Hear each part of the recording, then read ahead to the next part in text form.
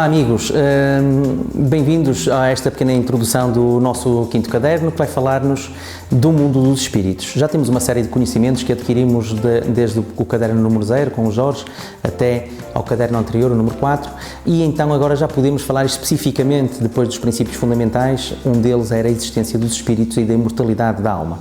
Então vamos ter uma breve introdução sobre o fenómeno dos espíritos, vamos falar da origem e da natureza dos espíritos, ou seja, de onde é que eles vêm e de que tipo de natureza eles são portadores, como é que são formados. E vamos falar com algum rigor sobre o perispírito também, um corpo desconhecido da maioria. Vamos fazer uma breve resenha histórica e depois vamos ver que tipo de densidade tem, que tipo de natureza tem e o tipo de propriedades ou capacidades que ele também tem e as possibilidades, o campo de possibilidades que nos proporciona em termos espirituais, tanto físicos como desencarnados, porque é disto que o Espiritismo trata, da relação do homem com os espíritos, do mundo corporal com o mundo espiritual, e então o sem número de novas possibilidades que as propriedades do perispírito nos abrem. Vamos falar ainda das diferentes ordens de espíritos, uma breve introdução, ver que existe a terceira ordem de espíritos imperfeitos, a segunda ordem de bons espíritos e a primeira ordem de espíritos puros. Muito importante, por exemplo, para entender que tipo de sensações e percepções também têm os espíritos quando desencarnados e que vantagens tem conhecer isto, por exemplo, no que trata de desvendar a origem dos fenómenos mediúnicos. Olá de novo, cá estamos então para a entrada do nosso quinto caderno. Estamos precisamente a meio do curso, é uma boa notícia. Se conseguiram chegar até aqui, é muito provável que consigam finalizar este curso básico de Espiritismo. No quinto caderno vamos então tratar do mundo dos espíritos. Vamos ter uma breve introdução, vamos falar da origem e natureza dos espíritos, vamos falar especificamente só do perispírito, um breve histórico e falar da natureza e propriedades do perispírito. E vamos falar ainda das diferentes ordens de espíritos, perceber o quanto isto é importante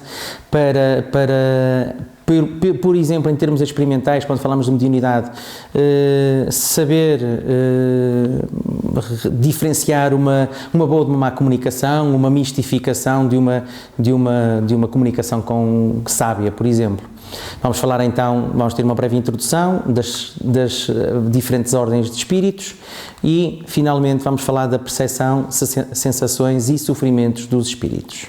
E então, a origem e a natureza dos espíritos, ou seja, de onde vêm e como são. Os espíritos, como já vimos no caderno anterior, numa resposta dos espíritos a Allan Kardec à pergunta o que eram os espíritos, eles respondem que são os seres inteligentes da criação. Já vimos então também o princípio inteligente da criação, já fizemos a referência a este ponto no caderno anterior. Portanto, no fundo são as inteligências que povoam este mundo, ou estes mundos. Sem o espírito, tudo se limitaria a serem astros, circularem no espaço e pouco mais do que isso. Os espíritos povoam o universo fora do mundo material como desencarnados. Também já fizemos uma ligeira referência a isto quando falámos nos princípios fundamentais da doutrina espírita. Quando povoam o universo fora do mundo material, não tem que ser forçosamente, como dissemos na altura em Polónias, num breve apanhado daquilo que dissemos na altura, pode ser precisamente aqui mesmo ao nosso lado, visto que o mundo físico vive mergulhado, vá lá, no mundo espiritual. Então, fora do mundo material pode ser aqui mesmo à nossa beira, daí que os espíritos habitam as nossas casas, muitas vezes estão nos centros, falam connosco, influenciam-nos diariamente nas nossas vidas. Vamos fazer então aqui uma diferenciação entre o que é o espírito e o princípio inteligente. Fala-se de espírito quando estamos a falar de algo já individual, quando nós falamos com um ser humano. Quando falamos com alguém, esse alguém é sempre um espírito, é sempre alguém com um histórico já de conhecimento adquirido enquanto ser material, nas diferentes existências que atravessou, né, seja nesta encarnação ou nas anteriores, e resulta, no fundo, de uma individualização do princípio espiritual, que é algo como sendo, fazendo uma analogia aqui ao fluido cósmico universal, que é de onde vem tudo aquilo que é matéria, no fundo o princípio espiritual é a massa original de onde se individualiza tudo aquilo que são espíritos. Comparamos de forma muito grosseira o princípio espiritual à massa de um padeiro, por exemplo. Quando um padeiro faz o padeiro, o homem da indústria panificadora. Não vamos aqui pensar coisas assim meias mirabolantes. Quando um padeiro faz pão, não faz um pão de cada vez. Ora bem, vamos fazer um biju ou vamos fazer um papo seco, dependendo das zonas onde moramos. Ele faz uma quantidade de massa que há de ser, vá lá, o seu princípio espiritual, fazendo analogia com a nossa matéria, e depois individualiza cada uma em partes sozinhas, únicas, os pães que serão os espíritos. Nós, quando temos a massa toda, não dizemos temos ali um pão, temos ali o princípio que há de dar origem ao pão. Da mesma forma, o princípio espiritual que, por exemplo, encontramos, que são os princípios que animam, por exemplo, já os seres das ordens vegetais e dos reinos vegetais, não estão individualizados. Não desencarna um lírio para dar origem ou em reencarnação de outro lírio. Há ali realmente uma vitalidade, a espiritualidade começa por existir ali, aprendem-se os primeiros princípios da sobrevivência nos reinos inferiores da criação, como por exemplo os instintos. O instinto aprende-se, começa-se por aprender precisamente nos reinos vegetais, que depois hão de ser aprimorados, hão de dar lugar a outras coisas, hão de dar lugar a sensações, hão de dar lugar a sentimentos, que é aquilo que nós hoje já conseguimos expressar. Mas um pinheiro não exprime vontade, portanto limita-se a aprender o básico da sobrevivência e da conservação dentro dos reinos inferiores e da criação. Não queremos dar-lhes aqui uma conotação negativa, apenas porque são aqueles os primórdios, os primordiais, aqueles onde realmente a espiritualidade começa a dar os primeiros passos. Daí que quando nós falávamos anteriormente que a matéria existia porque o espírito existe, comprova-se também por aí, ou em termos filosóficos conseguimos perceber isto melhor. Os vegetais é onde no fundo o ser começa a ter as primeiras lições de vida. É aí mesmo. E temos aqui um pequeno esquema, um desenho, um gráfico muito bonito, que pretende realmente exemplificar isto, a árvore da vida, como é conhecida, não é? Portanto, o reino vegetal que dá origem a tudo, e há aqui um ramozinho qualquer que poderemos identificar, onde nós encontramos, por exemplo, o homem. E em toda esta ascensão, a espiritualidade, o princípio espiritual vai ganhando autonomia suficiente para que em determinado ponto do reino animal se possa dizer, que não está bem identificado, nem é muito importante, o que interessa é o conceito, em que nós podemos dizer há aqui já um ser individual, há um ser que demonstra, por exemplo, personalidade. Nem todos os cães são iguais. Há cães que demonstram ter personalidades diferentes, mesmo dentro da mesma raça de cães. Isto então demonstra que há ali um princípio independente da organização física daquele corpo, que lhe dá expressões diferentes de inteligência.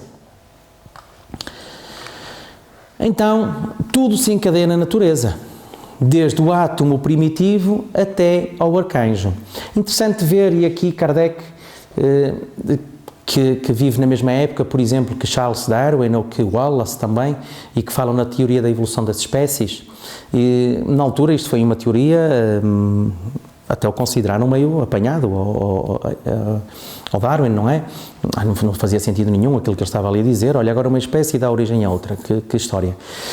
Todas essas evoluções que se dão a nível dos reinos físicos da natureza são sempre reformulamos, acompanha sempre a evolução do espírito, porque no fundo é o espírito que motiva pelas impressões que recebe do mundo físico, que motiva a transformação no mundo material. A matéria que intelectualiza o espírito, como disse, o espírito que intelectualiza a matéria, como dissemos no caderno anterior. Até aí isso se nota. À medida que o ser se vai adaptando a novas condições, aprende, vai recebendo novos estímulos do exterior, não só se adapta em termos de condições físicas à execução de determinado tipo de tarefas, como também evolui em termos de capacidade de raciocínios e do próprio grau de dificuldade dessas tarefas. E é muito interessante ver que aquilo que é muito interessante verificar na teoria de Darwin, na questão da evolução das espécies, e vejam que Kardec lança o Livro dos Espíritos e fala disso ainda antes que Darwin tenha lançado ou editado também os seus conhecimentos pouco tempo depois. Mas Kardec fala nisto no Livro dos Espíritos. Ou seja, o conhecimento chega naquela altura de ambos os lados, tanto do lado material, por parte de Darwin e de Wallace, que não teve o mesmo protagonismo, mas chegou exatamente às mesmas conclusões, e por parte da espiritualidade, fazendo com que o conhecimento realmente se una e se complete. E entender Darwin é muito interessante, mas entender Darwin em comunhão com Kardec torna-se exponencialmente muito mais claro e muito mais interessante, muito mais válido em termos de conhecimento. Porque realmente o espírito é que motiva aquelas transformações. E vamos ver como, mais para a frente um bocadinho. Nem todos os espíritos tiveram origem na Terra. Vamos ver no caderno 6 ou 7, quando a Betina voltar, penso que é no 7º caderno, quando falamos da pluralidade dos mundos habitados. Isto é, por exemplo, uma dessas teorias. Quando a Terra tem 4.500 milhões de anos, há espíritos que são mais velhos do que isso, que já tiveram que reencarnar antes, que estão aqui de visita já, que tomaram uma casa nova, porque na casa onde estavam já não cabiam, e então precisam de novos sítios. Então, nem todos nós tivemos origem na Terra, alguns provavelmente terão tido. Muitos iniciaram a sua marcha desde o princípio espiritual, que era aquilo que estávamos a falar até agora, até à qualidade de espíritos noutro sítio qualquer. O espírito, acompanhando esta questão da evolução do princípio espiritual e da sua individualização, vai tendo uma série de experiências não só na fase hominal, mas até noutros sítios, ou noutros reinos, no reino especificamente, e esta imagem pretende elucidar um bocadinho isto, nos reinos da animalidade. Quando nós falamos de chimpanzés, por exemplo, e quando temos cientistas que foram operando e que ainda executam tarefas, quando falamos de Jane Goodall, por exemplo, ela descobre que cada chimpanzé tem a sua personalidade, reconhece-lhes até capacidades de demonstração de afetos, de existência de sentimentos já. Portanto, já não podemos dizer que há um princípio ali que coordena todos aqueles seres, como podemos ver que isso acontece em seres, por exemplo, nos insetos, que obedecem a princípios gerais, mas que têm comportamentos semelhantes, muito mais mecânicos e instintivos do que racionais. E então nós já conseguimos ver expressões nos animais que demonstram a existência de um ser que coordena.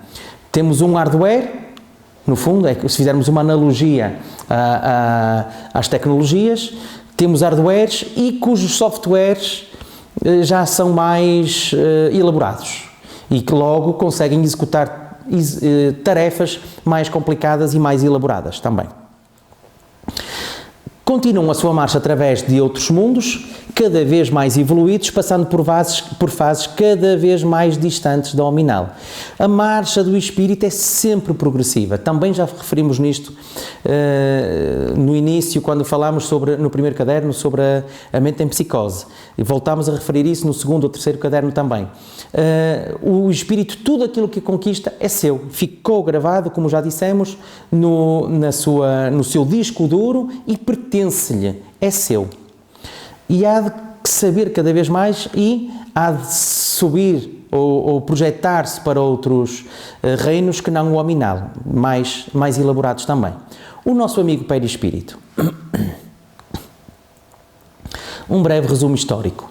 A crença na sua existência existe desde a mais remota antiguidade e em vários povos, e tem assumido vários nomes. Não é uma invenção, mais uma vez, não é uma invenção do Espiritismo. Não foi o Espiritismo que inventou o perispírito. Inventou este nome, sim, mas não inventou o perispírito.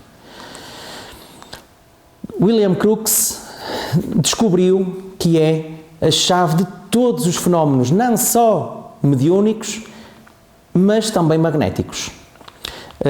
Crookes, que é famoso pelos estudos que fez através das aparições, por exemplo, do espírito de Katy King. Se fizerem umas buscas pelo Google, hão de encontrar com facilidade até fotografias e tudo das materializações deste espírito. Na atualidade, vários cientistas o estudam, continua a ser estudado e dá pano para mangas, dá muito que fazer este raio deste corpo, chamando-lhe outros nomes que não perispírito. Pode ser conhecido como modelo organizador biológico, ou MOB, numa sigla, corpo bioplásmico ou outras coisas mais.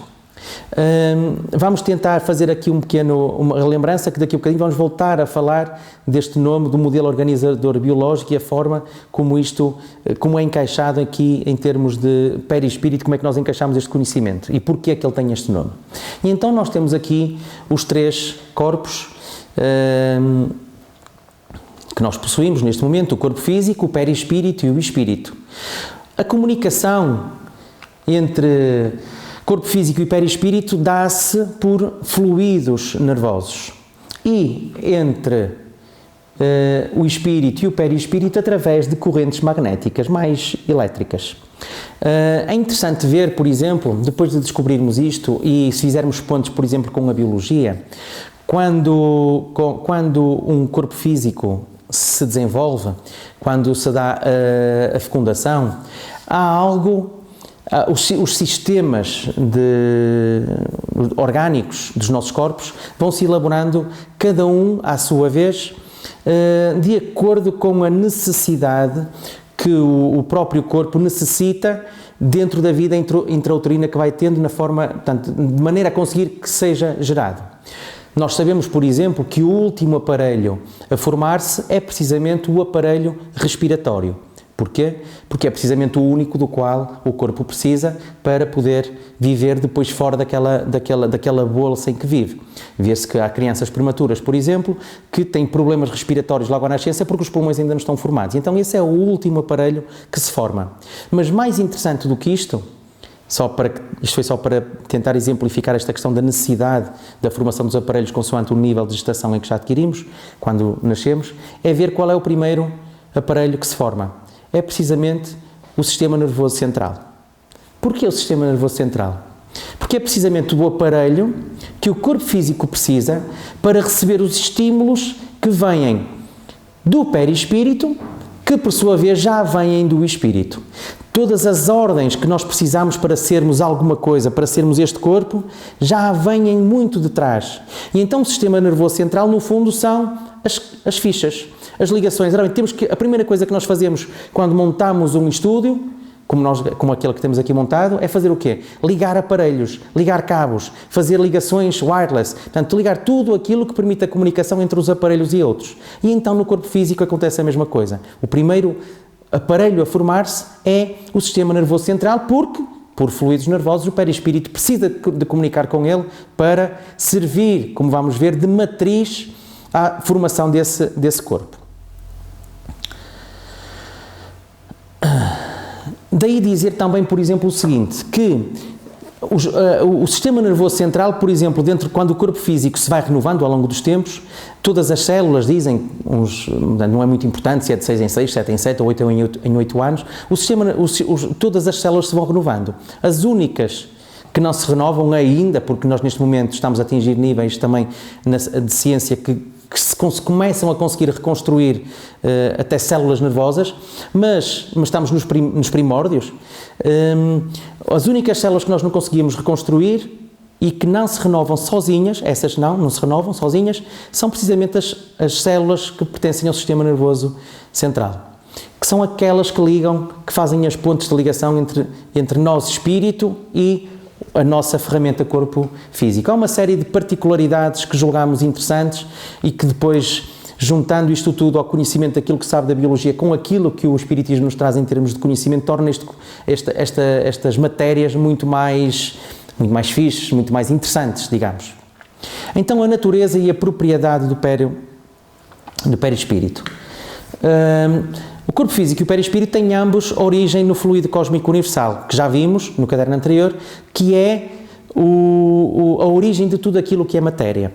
Nós, no princípio, quando falávamos nos princípios fundamentais da doutrina espírita, dizíamos que o perispírito era, e entre aspas tínhamos colocado, que era de origem semimaterial. Ora bem, também dissemos no caderno anterior que tudo aquilo que existe no universo ou é Deus, ou é espírito, ou é matéria. Não há ali, na verdade, nenhum ponto em que nós dizemos que existe um terceiro ou quarto elemento que se chama semimatéria. Não existe. Existe a matéria ou o espírito. E então, porquê que dizíamos que o perispírito era semimaterial? Porque a distância, em termos de densidade e de compreensão dos estados da matéria que nós conseguimos conhecer, a distância que vai daquilo que nós conhecemos até ao perispírito é enorme. E então nós não conhecemos ainda o estado de matéria em que o perispírito existe. Sabemos é que está muito distante da densidade e do tipo de organização de matéria que nós encontramos no corpo físico. Ao mesmo tempo, existe porquê? Porque a distância que vai entre a matéria, o nível de densidade da matéria, do nível de densidade de um espírito, é infinita quase. Não é, na verdade, mas pronto, isto para que nós percebamos que a distância realmente é muito grande. E então é impossível uma ligação direta ainda, e há de ser para sempre, porque o perispírito existe. O mais que há de acontecer é nós conseguirmos viver sem um corpo físico e vivermos só com o perispírito, que já acontece quando desencarnamos. Mas, no caso, é necessária uma ponte, e o perispírito há de estar num grau de densidade de matéria que há de estar tão longe da matéria grosseira como nós a conhecemos, como da rarefeição de um espírito, como os espíritos bem o conhecem. Então, na verdade, ambos têm origem no fluido cósmico universal. Ambos são matéria, só que são em estados físicos diferentes, que era aquilo que dizíamos aqui. O fluido cósmico, o perispírito é um dos elementos principais, juntamente com o princípio vital, como referíamos anteriormente, é um dos princípios principais do fluido cósmico universal. Vamos referir então aqui algumas propriedades deste corpo, ou deste perispírito. Dizemos, por exemplo, que ele é a matriz do corpo físico. O que é que isto quer dizer? Que quando nós vemos um corpo físico, ele teve uma matriz, logo teve alguma coisa que lhe deu forma, que lhe deu ordem para que fosse daquela maneira. Então, na reencarnação, quando nós reencarnamos, não é por acaso que nós temos determinado tipo de corpo. Há aqui um elemento extra a ser considerado e que nós vamos aproveitar para apontar aqui no quadro. Quando se dá a reencarnação, nós sabemos que há um ponto fundamental no que toca à formação do novo corpo físico, que se chama a hereditariedade.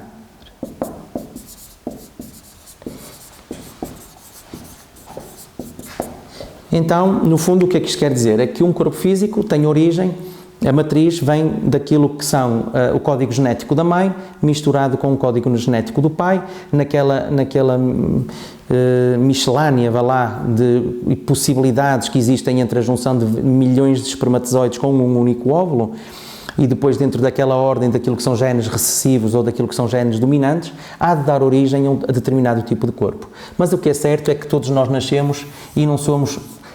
realmente às vezes temos os olhos do pai, mas não são totalmente os olhos do pai. São os olhos do pai com uma ligeira nuance.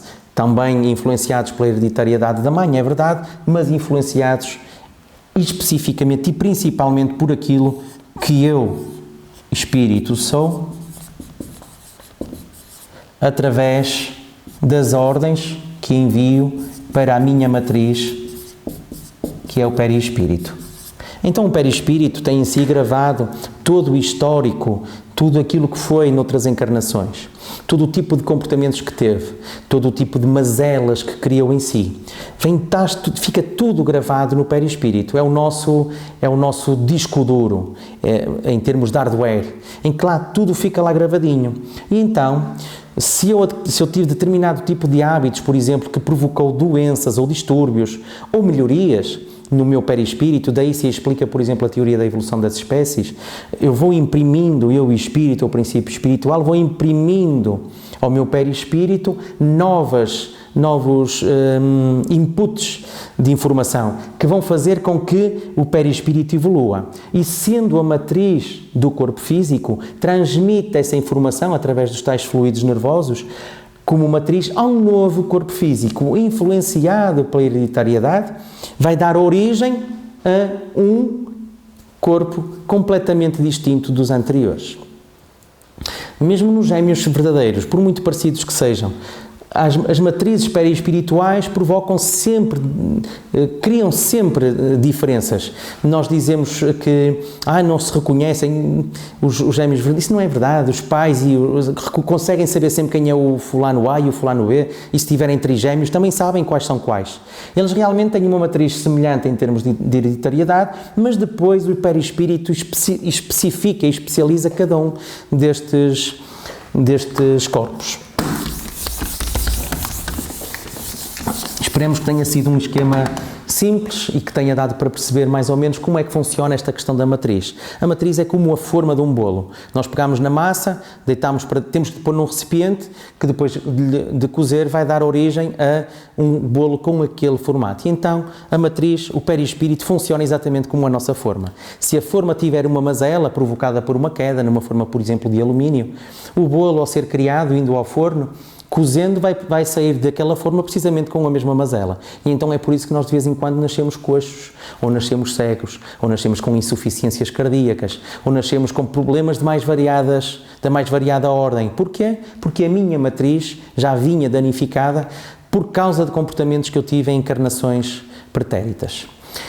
É também o sustentador das formas físicas dos seres vivos, o que é muito interessante isto também. Por exemplo, mantém a nossa forma e é uma matriz que nos acompanha só na hora da reencarnação, mas que nos acompanha para sempre. Quando nós, por exemplo, nos golpeamos, fazemos um golpe qualquer e de repente criou ali uma leve cicatriz que danificou o meu corpo físico. Mas o que é certo é que de vez em quando algumas destas cicatrizes desaparecem completamente e a gente já não sabe onde é que foi o golpe e como é que foi o arranhão. Outras são tão profundas que danificam tanto a base estrutural do corpo físico que nenhuma matriz consegue recuperar totalmente. Mas aquelas mais ligeiras, o perispírito estando constantemente a emitir ordens matriciais ao corpo físico, faz com que as células que ali estão naquele corpo retomem, tomando a informação que recebem do perispírito, retomem a forma original. É muito interessante esta propriedade do perispírito. Retrata sempre o nosso estado mental. Por exemplo, nós temos aqui na imagem uma fotografia Kirlian, que quem estuda a fotografia Kirlian percebe e consegue ver, por exemplo, estados de doença ou de bem-estar, porque emite em maior ou menor quantidade energia, vê-se mais ou menos, e em cores e tonalidades diferentes. E então retrata o nosso estado mental. Nós por ali conseguimos ver como é que nós nos encontramos mentalmente, não só fisicamente, mas também mentalmente. Se eu me encontro mais em baixo, mais triste, mais feliz, enfim, em qualquer tipo de estado mental que eu me possa encontrar. E tem um papel fundamental na questão da mediunidade. Diremos que é impossível mediunidade sem o perispírito. É a ferramenta essencial da mediunidade. Temos agora mais vamos fazer só um pequeno resumo de outras propriedades do perispírito, que diz, por exemplo, que o perispírito tem plasticidade, molda-se de acordo com as nossas ordens mentais. É muito interessante ver isto.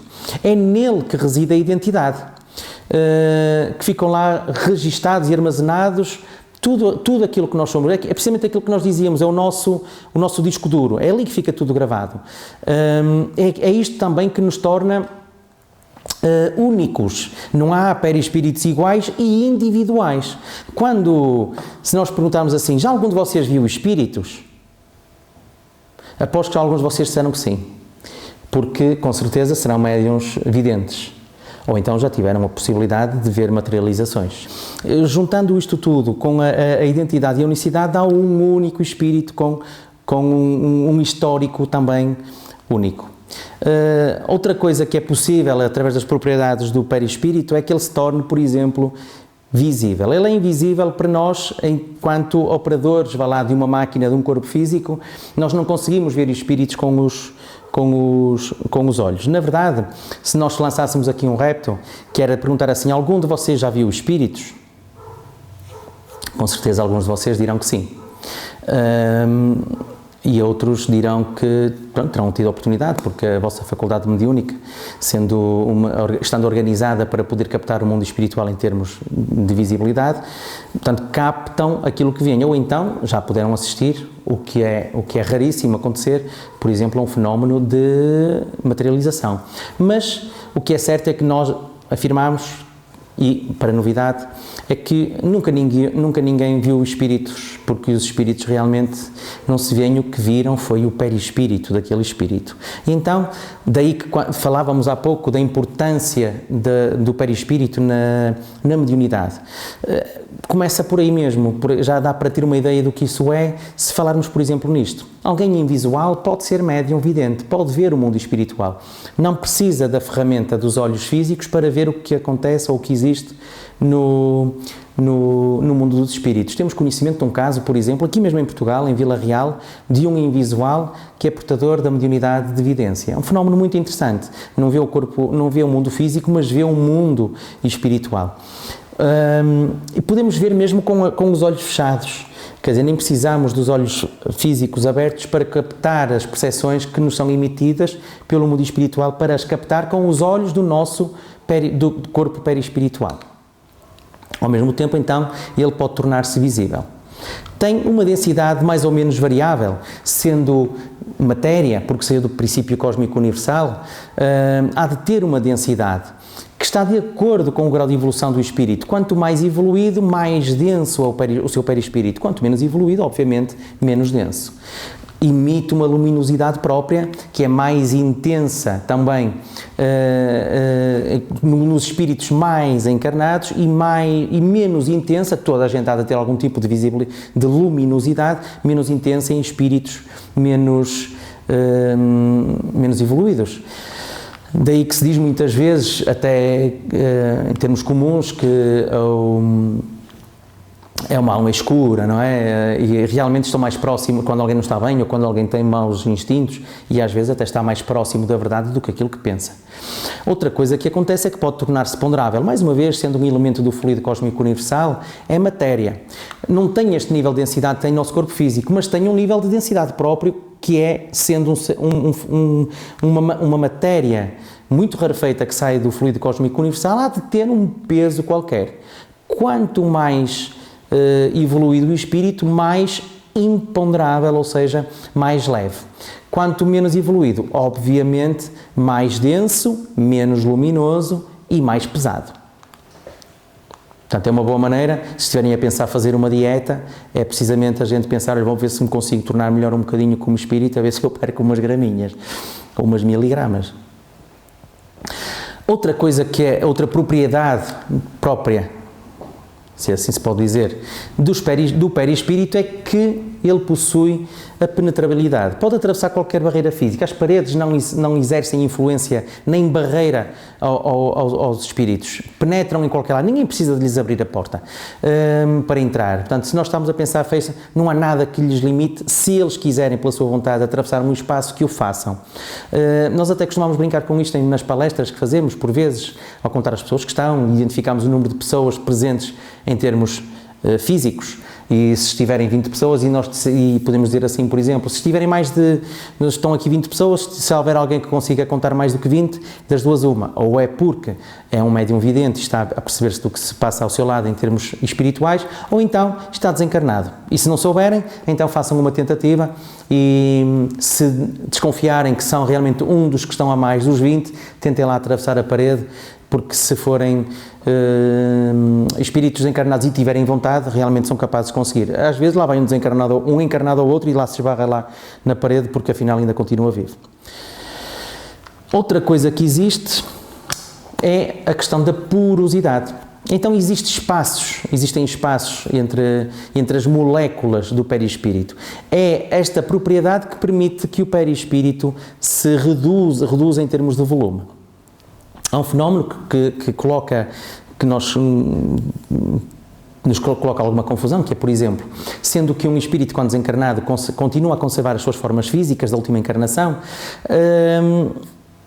como é que numa nova encarnação aquele espírito vai lá influenciar e ligar-se ao ovo, que é microscópico ainda, depois da fecundação? Como é que se vai lá ligar? Como é que ele vai ficar daquele tamanhinho que é invisível ao olho nu? É precisamente por esta propriedade. E nós vamos usar aqui um artefacto, que é uma esponja, que também é própria, uma das suas propriedades é a porosidade. E nós vamos ficar a entender muito bem o que é que acontece com o perispírito na hora de reencarnar. O que acontece é que o perispírito reduz a distância destes espaços intermoleculares, que é precisamente aquilo que nós fazemos a uma esponja quando a apertamos, não é? Então a gente vai apertando a esponja e ela reduz-se, os espaços vazios encostam-se e ela, neste caso, desaparece e fica dentro da minha mão. Vocês não a estão a ver, mas de facto ela continua a ser uma esponja. Então acontece exatamente isto com o perispírito, tem esta propriedade, faz aquilo a que se chama a miniaturização, torna-se do tamanho que tem anteriormente, toma o tamanho necessário apenas, e se o espírito for menos evoluído, mais pequeno fica, porque precisa mesmo de se ligar ao ovo que está ali a ser gerado. Se o espírito tiver mais alguma evolução, vá lá, não precisa de estar limitado ao ovo, mas influencia apenas à distância, tipo wireless. Até aqui na espiritualidade já vemos a evolução e a comunicação a dar-se pelo espaço, liga-se apenas por influências magnéticas ou correntes magnéticas ao centro de força genésico da mãe, da progenitora, e influencia à distância a formação do novo ser, por wireless. É muito fixe. Tem muitas vantagens ser mais evoluído. Outra coisa que existe é a corporeidade, portanto é um corpo estruturado fisicamente, tem órgãos também, portanto cada perispírito, quando reencarna, está unido célula a célula ao novo corpo físico. Iremos ver mais adiante isto quando falarmos de reencarnação. Portanto, está unido célula a célula. O que é que isto quer dizer? Que cada uma das células do nosso corpo físico tem uma matriz, que é uma matriz perispiritual, está lá, dá uma informação, pimba, e aquele formato repete-se no nosso corpo físico. Então essa estrutura, todos os órgãos, tudo, o corpo perispiritual tem toda a orgânica que tem o corpo físico, que está precisamente preparado para dar origem a um novo corpo material, que é mais ou menos condensado de acordo com o grau de evolução do espírito. Isto pode também torná-lo tangível, como é o caso que acontece com os fenómenos de materializações, como já referimos, Katie King e William Crookes, no fundo, aproveitando, mais uma vez, a importância do perispírito na mediunidade, aproveitando aquilo que absorve dos médiuns, vai buscar o fluido animalizado próprio dos médiuns, daí que são necessários médiuns, porque nós temos corpo físico e temos um determinado tipo de fluidos que conseguimos dispensar, que os espíritos aproveitam e enchem-se, vá lá, em termos estruturais, perispirituais, daquela energia e tornam-se tangíveis, tornam-se fisicamente palpáveis. E tem uma sensibilidade global que é uma propriedade muito interessante. Nós, enquanto encarnados, temos os nossos sentidos físicos circunscritos aos nossos aparelhos, vemos pelos olhos, ouvimos pelos ouvidos, sentimos pela pele, cheiramos pelo nariz, etc. Por aí.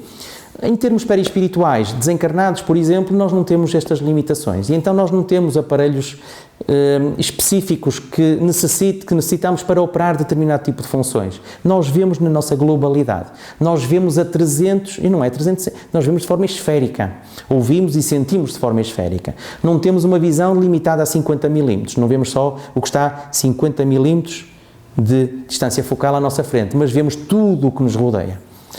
O que é muito interessante isto, é claro, se o espírito já tiver atingido um grau de desmaterialização e de evolução que lhe permita perceber que tem estas potencialidades. porque haverá espíritos que vão referir que isto não é verdade, que não veem. Mas o que acontece é que não veem porque não sabem, porque mentalmente não estão desencarnados. E então não percebem a esquemática e continuam a achar que só veem com os olhos ou veem com os ouvidos, até têm sensações de fome ou de calor, mas vamos falar já a seguir quando falamos das percepções dos espíritos. Tem uma sensibilidade magnética, consegue absorver a energia magnética e transmiti-la, por exemplo, através do passe ou através... Sim, pronto, através do passo, ou através daquilo que já tínhamos referido anteriormente, nas pontes que se estabelecem de compensação quando uns têm muita energia vital e outros não têm, então elas é pelo perispírito que se opera e não pelos corpos físicos. É expansivo também, pode aumentar o seu campo de sensibilidade, pode-se tornar aquilo que se chama, e que é responsável pelos fenómenos de bicorporeidade, pode apresentar-se no outro lado qualquer, operando outro fenómeno que também, juntamente com o fenómeno da tangibilidade, que é o fenómeno que é conhecido, por exemplo, de Santo António, que é um fenómeno de bicorporeidade. E há tempos atrás, já quando falávamos de que o Espiritismo acaba, no terceiro caderno, com a magia, com o maravilhoso, com o sobrenatural, este, por exemplo, é um bom exemplo, com os milagres. Quando nós atribuímos, e agora poderão achar que somos presunçosos, mas pronto, tudo bem. Quando dizemos que acabou com os milagres, o milagre de Santo António, a história reza mais ou menos assim, não é? Portanto, ele estava num local, penso que em Pádua, e pela necessidade que tinha de se apresentar em Lisboa, foi visto em Pádua e em Lisboa o Santo António apresentar-se num julgamento, penso eu que foi assim mais ou menos a história. E a verdade é que foi mesmo isso que aconteceu. Houve realmente um Santo António, se assim lhe podemos chamar, que ficou num sítio e outro que apareceu noutro sítio. Porquê? Porque o que aconteceu foi uma deslocação do seu perispírito. Ele foi lá, espiritualmente, com o seu perispírito, ficou ligado, precisamente porque o perispírito é expansível, funciona como um elástico, e então, da mesma forma que nós apertamos a esponja, esticamos o elástico e ele continua a ser o elástico, porque mais uma vez reduzimos os espaços intermoleculares, fazendo com que ele se estique, mas não deixa de ser um elástico. Acontece o mesmo com o perispírito. Ele estica-se, vai a uma distância e na outra ponta materializa-se, enchendo-se de fluidos que capta dos médiuns e aparece. E então esta é uma das propriedades do perispírito. É perenidade, é perene, não é eterno porque não existe desde sempre, mas é perene, há de existir para sempre, pelo menos enquanto a alma lhe precisar dele. É estável, conserva as nossas formas orgânicas e é mutável. Daí que, mais uma vez, justifica aquela questão que nós falávamos há pouco da transmissão de informação que se dá dos perispíritos para os corpos físicos e que gera novas funções, que gera novos aspectos, que ajuda e que processa aquela questão que falávamos da intelectualização da matéria nos nossos próprios corpos. Adquirimos novas funções, tornámos-nos diferentes. Tem uma capacidade refletora constante dos nossos estados mentais, até emite cheiros. Para nós, não, se bem que às vezes conseguimos sentir os odores que a espiritualidade alguns de nós já terão assistido a este tipo de fenómenos, odores oferecidos pela espiritualidade, principalmente a flores, quando eles bem intencionados.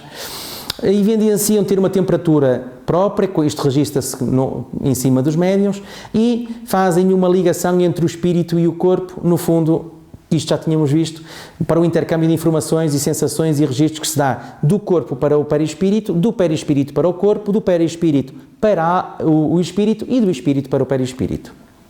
Finalmente, ficamos por aqui em relação, não vamos dizer que esperamos que não tenhamos suscitado dúvidas, esperamos que tenhamos suscitado dúvidas, que é para nós podermos discutir depois. Diferentes ordens de espírito, muito importante saber isto. Então a distinção dos espíritos faz-se segundo o grau evolutivo. Os espíritos são em número ilimitado. Nós somos 7 mil milhões de encarnados. Os desencarnados são incontáveis, não sabemos quantos são. São muitos mais, só na Terra. Porque depois o resto do universo, então, pois já estão a ver que as moradas são, e como dizia Jesus, há muitas moradas na casa do meu pai, pois há. E então isto também não tem interesse nenhum conseguirmos calcular isto. Não existem fronteiras entre os graus evolutivos dos espíritos. A forma, a escolha dos termos, as classificações e os sistemas são responsabilidade de Allan Kardec. Isto quer dizer o quê? Que por acaso até foram divididos num determinado número de ordens e classes, mas E Kardec preocupou-se e perguntou aos espíritos, mas acham que esta classificação está bem feita? E eles disseram, não importa, tu se achas que são 10, que sejam 10, se achas que deveriam ser 20, depois que sejam 20. O que interessa é que vocês, ao conversarem, ao falarem, ao expor estas matérias, consigam perceber do que é que estão a falar. Isso é o que importa. Classificar para quê? Só para isso, só para que a gente se consiga realmente entender. Agora, se a classificação está bem ou bem mal feita, não é muito importante. Então, na verdade, subdividem-se em 3 ordens. Os espíritos imperfeitos têm características gerais, que é aquilo que nós somos. Predominância da matéria sobre o espírito, somos propensos ao mal, cada vez menos é verdade, mas ainda somos, por muito bonzinhos que nós nos achemos, ainda somos bastante ignorantes, apesar de termos de vez em quando uns rasgos de inteligência, assim como aqueles que estamos a ter agora, vamos ver, muito orgulhosos e muito egoístas, que é a fonte de todas as paixões. Só é orgulhoso quem é egoísta, só é vaidoso quem é egoísta. Portanto, no fundo, o egoísmo é toda qualquer expressão que faz com que nós nos centralizemos ou nos centremos em nós. E isso, uns não são vaidosos, mas são, sei lá, arrogantes, e tudo isto são expressões do egoísmo, independentemente de como cada um de nós for. Já temos alguma intuição de Deus, mas não o compreendemos muito bem. Nem todos nós somos essencialmente maus. Temos uma propensãozinha para o mal. Fazemos sempre algumas coisas que não são muito bem feitas. Mas somos essencialmente maus em evolução. Temos, muitas vezes, e eu sou um bom exemplo disto, inteligência aliada à maldade ou à malícia, não é? Somos assim, bem maliciosos muitas vezes. Restritos. Mais uma grande prova, somos muito restritos no que concerne ao conhecimento do mundo espiritual. Sabemos muito pouco. Por muito que pareça sabermos, aquilo que nós sabemos é o despertar. Nós estamos a despertar, nós estamos a acordar para a espiritualidade. Ainda temos os olhos muito cheios de coisas que não nos deixam ver aquilo que se passa para o lado de lá. Portanto, estamos no início do conhecimento da espiritualidade. Isto é tão verdade que em 7 mil milhões de pessoas que existem, quantas se preocupam realmente com as questões da espiritualidade, com eficiência, com eficácia, que conseguem realmente distinguir aquilo que é o necessário do supérfluo, que dão a devida importância à matéria, que possuem a matéria, mas não se deixam possuir por ela. São poucos ainda. É uma possível fonte de comunicações falsas ou incompletas, estes espíritos. Daí que é muito importante conhecer a escala espírita, não que a saibamos de cor, mas porque, por exemplo, no exercício da mediunidade é muito importante que a gente consiga distinguir o que é uma boa comunicação e se é uma boa comunicação de onde vem. Se bem que um espírito imperfeito ou desta ordem pode dar boas comunicações, sendo elas verdadeiras. Se estivermos a falar, por exemplo, com um espírito sofredor, de um espírito de um suicida, que nos esteja a contar o que é que aconteceu consigo, se for honesto, está-nos a dar uma comunicação verdadeira, se calhar completa, sobre aquele tema. Agora, se estiver a falar sobre questões da espiritualidade, se calhar já vai patinar um bocado, porque não sabe também, logo não tem para dar. E muitos espíritos são pseudo-sábios, como vamos ver, ou têm a pretensão de saber mais do que aquilo que sabem, e então falam de tudo e mais alguma coisa, que é aquilo que nós somos um bocadinho, ou então são até mistificadores e sabem que não sabem, mas disfarçam bem. E então usam o dom da palavra para nos enfiar grandes barretadas. Sofrem com a lembrança e a percepção da vida corporal, porque, pensando que assim permanecerão eternamente, precisamente por aquilo que dissemos anteriormente, somos ignorantes, não sabemos como é que funciona esta questão de morrer e de vivermos, não sabemos o que é desencarnar, porque não estamos preocupados com as questões do conhecimento do mundo espiritual, e então morremos e julgamos que ao vermos-nos continuamos vivos, e continuamos com lembranças físicas, em termos cerebrais e mentais, do que é o mundo físico. Então continuamos com estas percepções do frio, do calor, da fome, etc. A segunda ordem tem características gerais que já começa o espírito a predominar sobre a matéria. Começa-se a dar uma inversão neste sentido. Se já não há a predominância do mal, também não é um bem completo, mas há um desejo intrínseco de sermos bons e uma preocupação muito grande sobre isso. E à força de nos preocuparmos com isso, realmente não é um objetivo que nós vamos conseguir alcançar. As suas qualidades e poderes para o bem são relativas ao seu grau evolutivo. É evidente. Quanto melhores formos, mais bem conseguimos fazer, mais eficazes somos. Uns têm ciência e outros têm sabedoria e bondade. Portanto, estamos ali numa miscelânea ainda estamos a juntar dados, estamos a montar peças ainda. Conservamos mais ou menos os hábitos de quando encarnados, temos uma noção melhor do que é espiritualidade e do que é viver no mundo dos espíritos, compreendemos melhor Deus e o infinito e já gozamos da felicidade dos bons. O que já não é nada mau. Somos felizes pelo bem que fazemos e somos felizes quando chegarmos ali, pelo mal que impedimos. Não temos inveja, nem remorsos, nem qualquer outra paixão terrena. E suscitamos bons pensamentos. Já podemos executar algumas tarefas, por exemplo, como espíritos protetores e assim, porque temos estas capacidades. Não há vícios físicos que nos movam e somos designados de bons espíritos, cá está aquilo que dizíamos há pouco, ou de espíritos protetores. E ainda temos de passar por várias provas. Reparem, já não falámos aqui em expiações. Expiações são para espíritos que precisam de corrigir-se e as provas são para espíritos que estão intencionalmente a melhorar-se. Estão a aprender a educar-se intencionalmente. Só expia quem precisa de correção porque não aprende sozinho. Daí que esta terra, antes de mais, é um educandário, é uma escola. Isto é uma escola, a vida é uma escola. Todos nós nascemos, ninguém nasce para sofrer. Sofre porque realmente às vezes não há mais remédio e então o último passo para a evolução passa a ser mesmo o sofrimento, que é para nós abrirmos os olhos e despertarmos para a realidade de que nós podemos evoluir sem sofrer através da prática ou da execução do amor, dos bons sentimentos. A primeira ordem de espíritos tem como características gerais que não há existência ou influência qualquer da matéria. Há uma superioridade intelectual e moral absoluta em comparação aos espíritos de todas as outras ordens. Chegamos lá, não é? Chegamos ao nosso objetivo. Uma particularidade sobre isto é que, no ponto em que nós nos encontramos, porque somos espíritos de terceira ordem, conseguimos falar muito da terceira ordem, menos um bocadinho da segunda e muito menos ainda da primeira, porque estamos longe disto. Nós empiricamente só sabemos aquilo, falamos muito melhor daquilo que conhecemos. E o que nós conhecemos bem é realmente as características que estão de acordo com a terceira ordem. Na segunda, estando num ponto de transição, já conseguimos perspectivar muito bem aquilo que nos espera.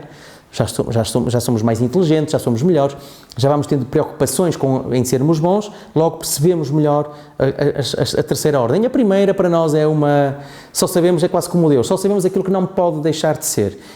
De resto, é uma incógnita como se vive. Então, temos aqui uma pequena tabela, que é a escala espírita, que não precisamos de saber de cor, mas que precisamos, pelo menos, ter uma ideia do que é e do tipo de características que apresenta.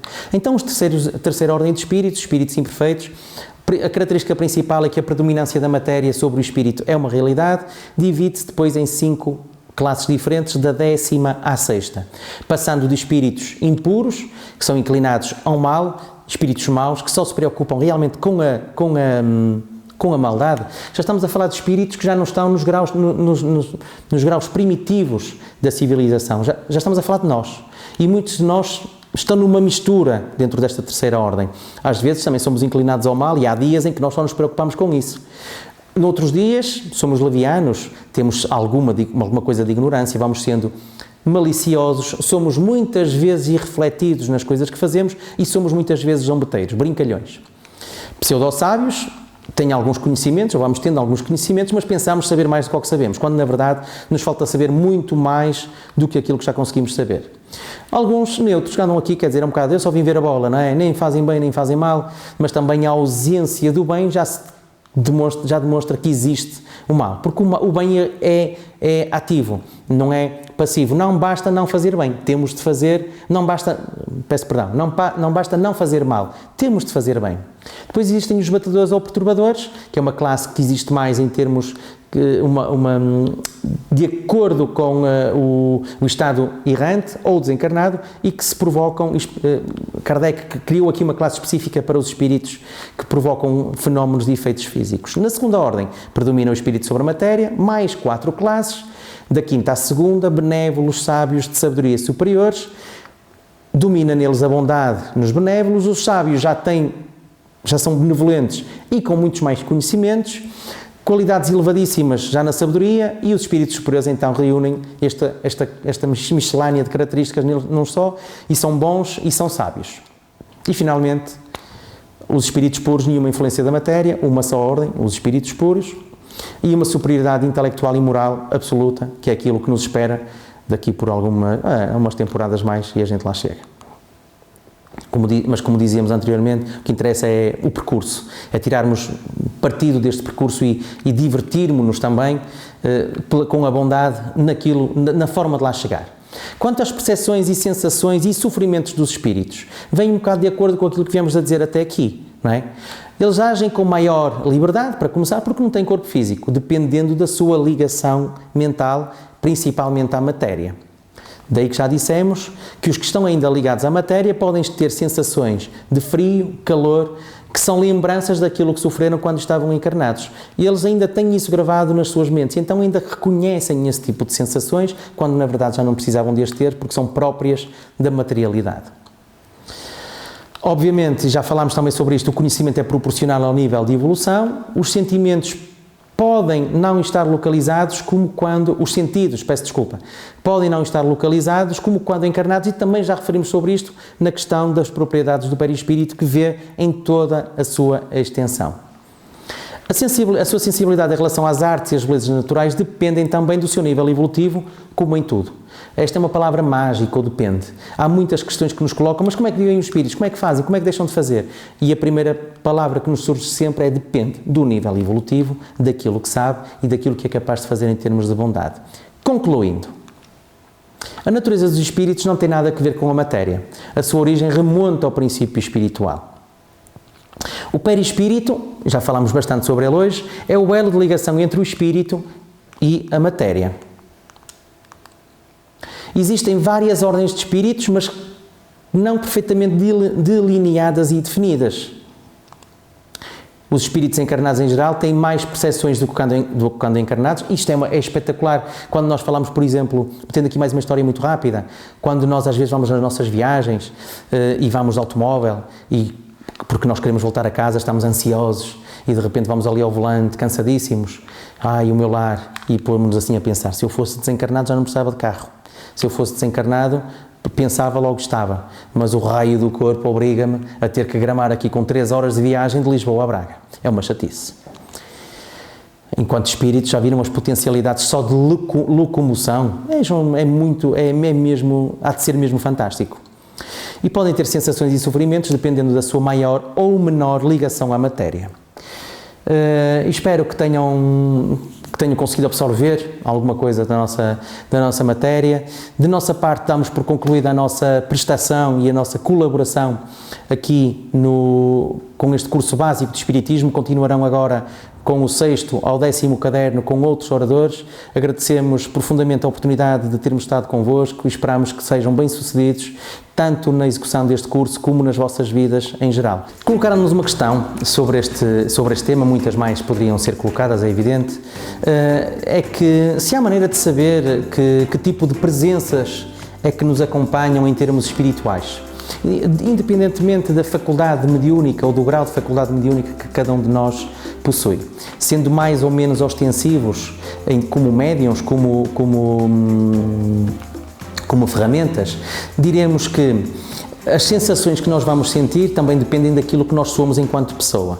Daí que educar a mediunidade fala-se muito, ou está muito relacionado com a educação do ser em si, porque alguém mais evoluído, mais educado enquanto ser, que sabe o que quer, que se sabe comportar, que sabe fazer uma boa distinção entre o bem e o mal, há de ter quase sempre consigo boas companhias, e as boas companhias só transmitem boas sensações. Evidentemente, se eu for alguém mais desgovernado, se for alguém que não tão capaz enquanto ser, vou estar afinizado com um nível de espiritualidade mais adequada por afinidade à minha e também que me vai transmitir sensações menos interessantes. Daí que, se entrarmos num sítio, se não formos educados mediunicamente, se formos senhores da faculdade ou entrarmos em sítios complicados, mais barulhentos, mais agitados, com muito mais gente, onde estão muitos emissores a emitir, onde há muita companhia espiritual, é natural que sintamos sensações mais desconfortáveis. Entretanto, se formos para sítios mais calmos e mais pacíficos, melhores tipos de sensações. Então, de acordo com o tipo de sensação que nós sentimos, havendo uma presença espiritual, quanto melhor for, melhor a origem da sensação, quanto mais desconfortável for a sensação, é evidente que ela terá como origem uma entidade espiritual mais inferior. Aproveitando isto também e falar na questão das comunicações, como é que nós chegamos como é que podemos avaliar a origem da comunicação? Na verdade, às vezes, isso não é assim muito importante quando é uma comunicação verdadeira, como vimos na apresentação do tema, ou quando pegamos, por exemplo, num livro que é o livro do Céu e Inferno, nós temos lá uma série de comunicações que nos são dadas por espíritos e muitos deles não são espíritos bons, são espíritos imperfeitos. Espíritos fedores, espíritos de suicidas, espíritos arrependidos, enfim, um sem número de espíritos que nos dão comunicações do seu estado no mundo espiritual. Logo, por aí nós temos logo uma ideia, e as sensações às vezes realmente não são muito boas. Mas a principal maneira de ver qual é a fonte da comunicação é sempre pela análise da mensagem. Daí que analisar uma mensagem, por exemplo, gravada, seja pode ser qualquer sonoro, ou através da psicografia, por exemplo, é melhor do que analisar uma mensagem psicofónica, em que nós só ouvimos uma vez e não temos grande oportunidade depois de fazer uma análise. Daí que convém, por exemplo, nos grupos mediúnicos, gravarem as comunicações, gravem-nas e depois ouçam-nas e estudem-nas, para perceber se estão a ser alvo de tentativas de mistificação por parte da espiritualidade inferior, ou então se estão a receber espíritos inferiores só, ou espíritos bons que estão a dar-nos comunicações verdadeiras. Então, conhecendo a escala espírita muito bem, sabendo o que é que vem de onde, podemos estar mais habilitados, no fundo, a controlarmos a nossa faculdade mediúnica, a controlarmos as reuniões de intercâmbio mediúnico e a sermos, no fundo, o menor número de vezes enganado, porque é disto que se trata. Não é saber se não vou ser enganado, é saber quantas vezes menos vou conseguir ser enganado. Muito obrigado.